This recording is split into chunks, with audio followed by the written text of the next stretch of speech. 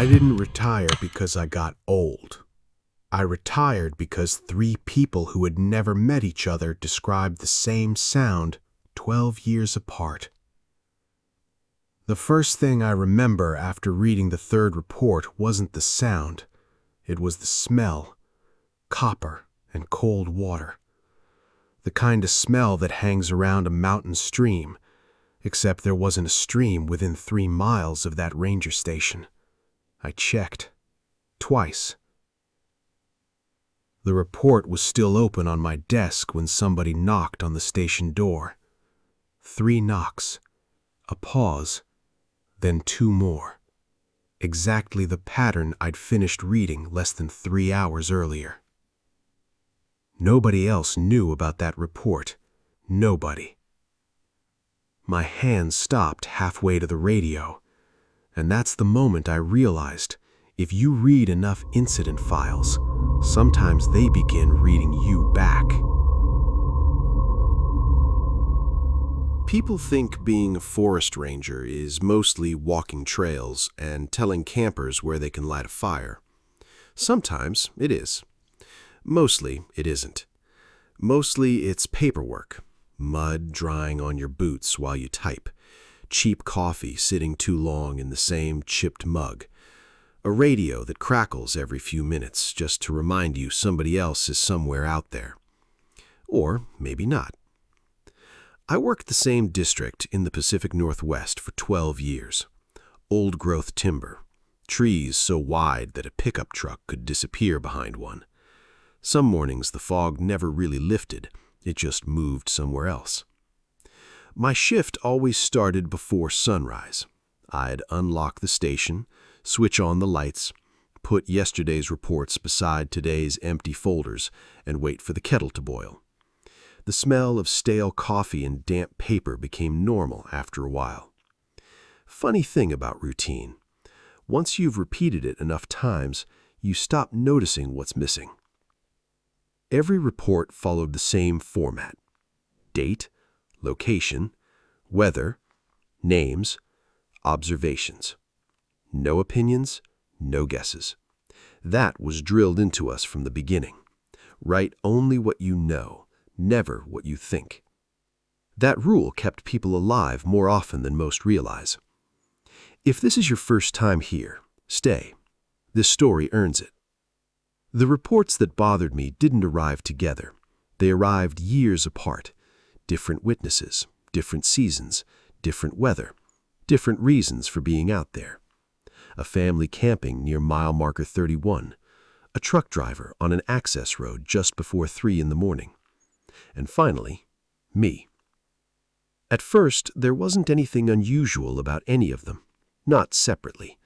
It was only after I retired and carried home a cardboard archive box that I made the mistake of laying all 3 files across my dining room table. The coffee beside me had already gone cold. I remember looking at the stains around the rim of the mug before I looked at the reports again. I should have looked at the reports first. These are the kinds of things that don't make sense until suddenly they do. The first report came from July. A father, 43 years old, no history of mental illness, no drugs, no alcohol. He'd taken his 2 daughters camping near mile marker 31, a place that's officially been closed for trail maintenance ever since.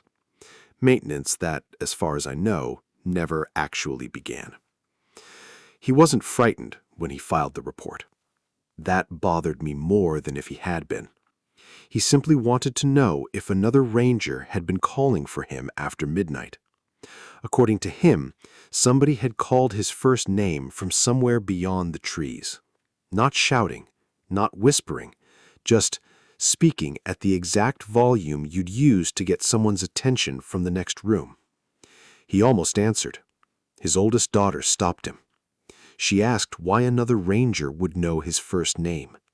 That question ended up written in my margin, not his report. My handwriting. I didn't think much of it at the time. People hear strange things in deep woods.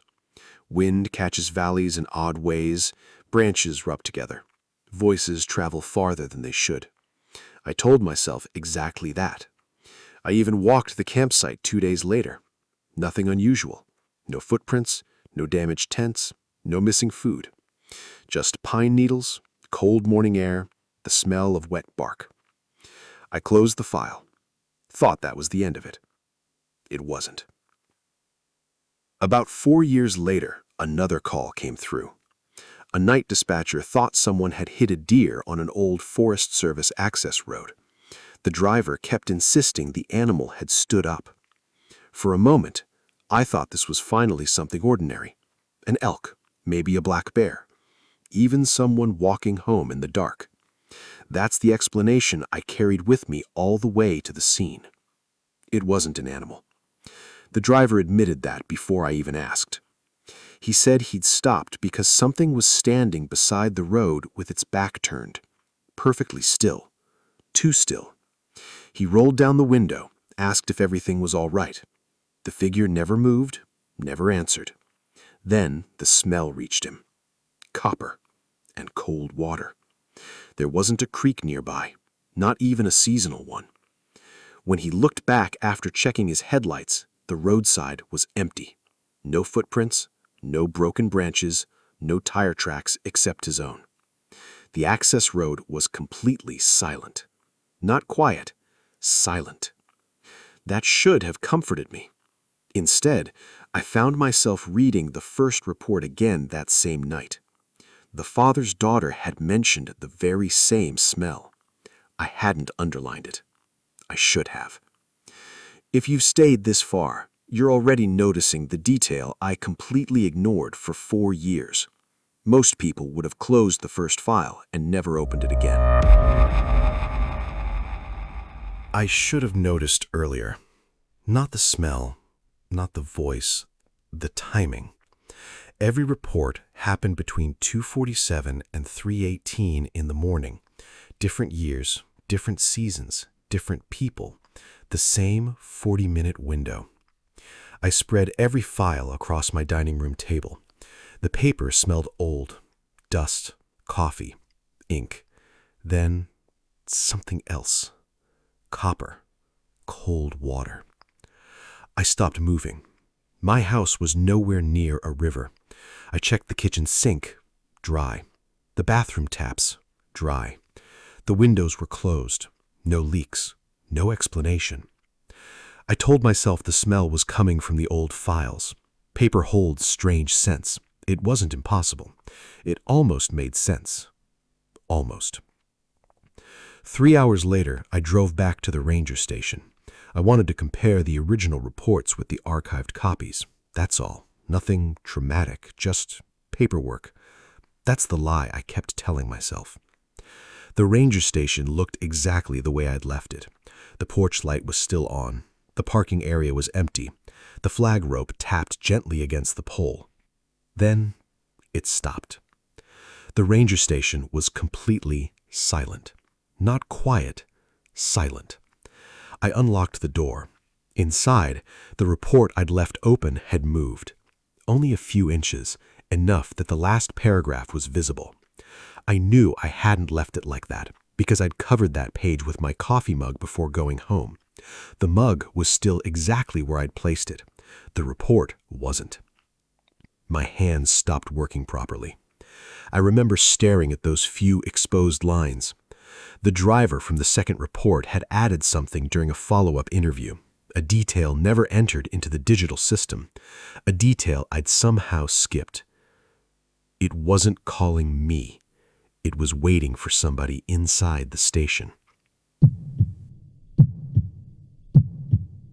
3 knocks, a pause, 2 knocks. The sound came from the front door. Exactly the pattern written on the page. Exactly the pattern I'd never told another person. I didn't answer. Neither did whoever, or whatever, stood outside. The knocking never came again. Not that night. Not ever. I know how this sounds. I know exactly how this sounds. And if you had been standing inside that station with me, I don't think you would have opened that door either.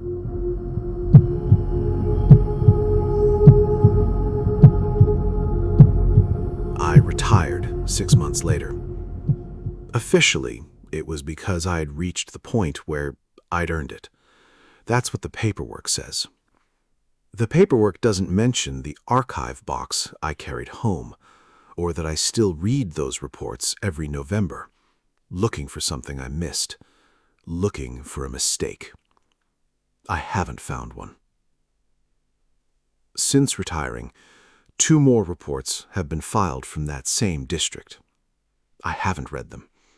I keep telling myself I won't. Then I remember something. The trail near mile marker 31 is still officially closed.